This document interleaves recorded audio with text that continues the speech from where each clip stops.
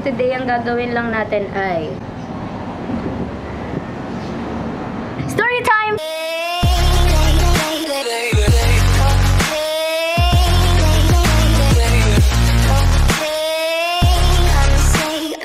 Ang pagkikwentuhan natin today ay ang mga bagay-bagay na natutunan ko from my exes.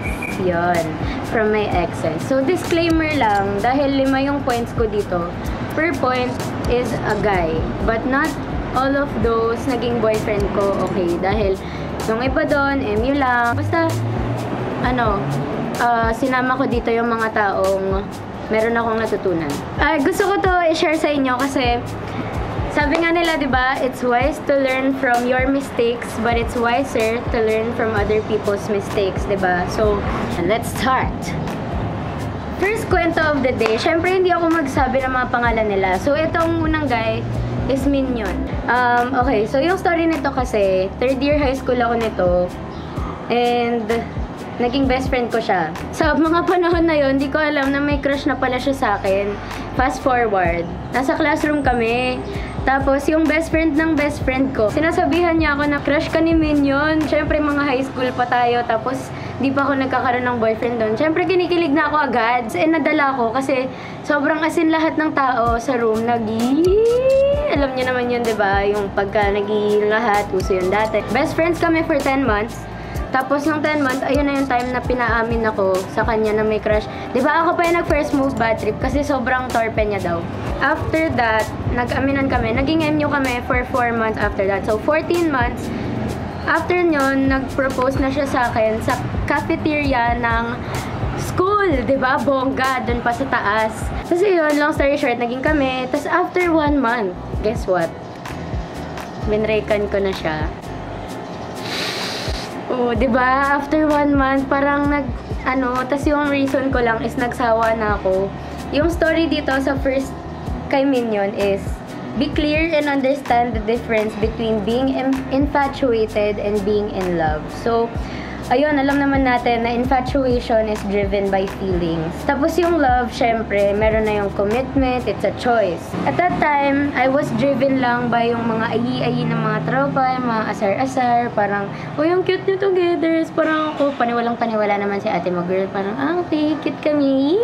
Yeah, okay, kilig-kilig.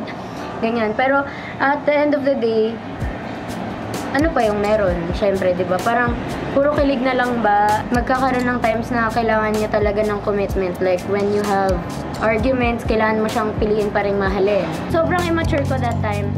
And, I was just basing my relationships on if I still felt kilig.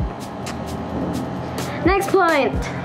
Okay, so yung next part is, nickname natin sa kanya, Stargazing. After ko kasi makipag-break dun sa isa, siya na agad. So, ito si Stargazing. Nagpareto siya sa akin. Wow, reto. Ito pinakilala ako sa kanya.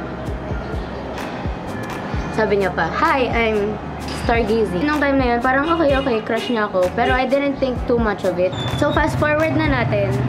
Prom came. Tapos, I had a date.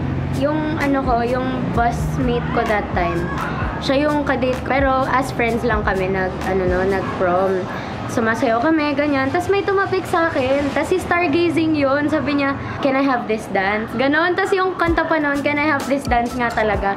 So at the time, parang ako kinikilig na ako. Sobrang saya nung gabi na yun. After 1 month, kami na agad. Or like, ilang weeks lang ata yun. Basta naging kami agad. Hindi siya nanligaw. Or we didn't have enough time to know each other. Pero nag-dive in ako sa relationship agad-agad. So that relationship lasted for about almost 2 years. It wasn't healthy. So, hindi namin masyadong kilala yung isa't isa. Nag-base na naman kami sa feelings. So, yung point number 2 dito, lesson number 2 is, ligaw is important and should never go away. Because that's when you know that his intentions are true.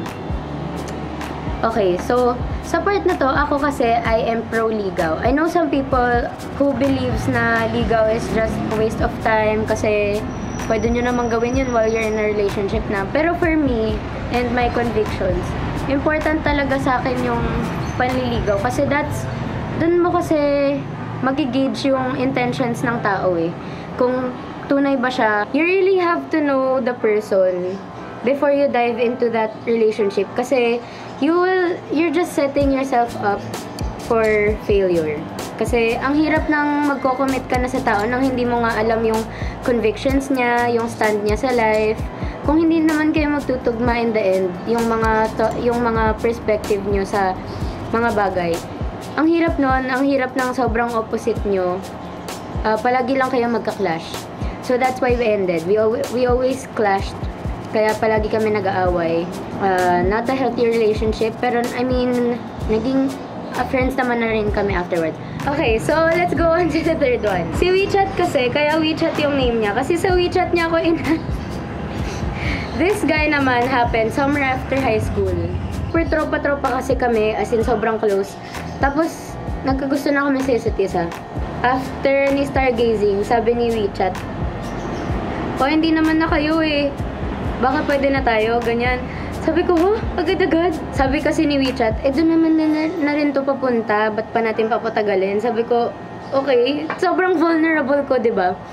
So, nagkaroon ng something. It only lasted for 1 month. Ako kasi, I'm a very goal-driven person. So, ang dami-dami kong goals sa buhay and lahat ginagawa ko para lang ma-achieve yung goals ko na yun. And siya, parang wala siyang gustong gawin sa buhay niya. Natakot ako kasi parang, paano ko kung itutuloy ko pa yung relationship ko with you. So, yung lesson dito is, date with a purpose. Don't just date for dating. Date with a goal, date with a purpose. So, make sure na the guy who will pursue you in the future has goals. Kasi, bro, you need to pay bills. Hindi naman kayo puro tambay lang, diba? Siyempre, magkakaroon din kayo ng sarili nyong family. Kung gusto mo yun, yung araw-araw nyong kakainin, diba? Kung wala siyang plano, kung hindi siya gumagawa ng plano right now, ngayon pa lang, parang magdalawang isip ka na agad kasi anong point ng buong relationship. Okay, so yung next guy, yung nickname niya, Pinnacle. So yung story naman dito sa kanya is, basta matagal siyang naligaw, matagal na basta may parang something. Pero never ko siyang sinagot as a boyfriend. Kasi, he wasn't okay. I can say that now dahil friends na kami ngayon. And sobrang laki ng pinagbago niya, as in sobrang laki ng pinagbago niya, guys. But siguro yung lesson dito is, if a guy is not yet a man, or if he's not yet man enough para sa'yo, kiss na. I knew na he wasn't ready. Kasi basta marami pang bagay na, alam mo yan, a gentleman wouldn't really do. But praise God na nagbago na siya ngayon. By the way, guys, a guy who asks permission is a guy na maganda yung intentions. I respect those men na kahit for the little things, nag-ask for permission. Diba? Kasi, ibig sabihin lang nun, they respect us enough. Last story, ito na yung pinaka-recent, and yung nickname niya is Sunrise. Yung story kasi namin, meron kasing gig si Pinnacle noon. Tapos pinakilala niya ako kay Sunrise. Tapos nung nagkakilala kami ni Sunrise, parang shing. Basta he was the type of guy na hindi pumapayag na hindi ka mahatid or masundo somewhere para lang ma-make sure na safe ka.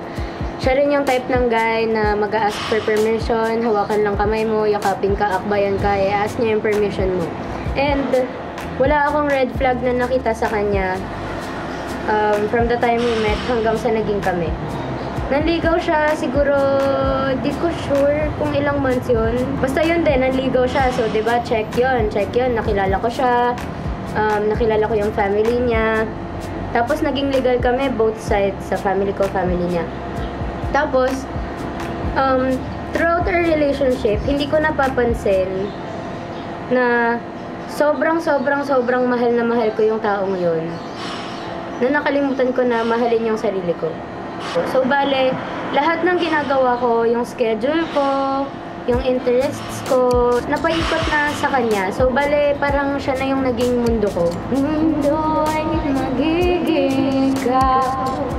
sa part na yun, naging mali ako kasi I was getting everything from him. Yung happiness ko, sa kanya ko like hinuhugot lahat ng lakas ko.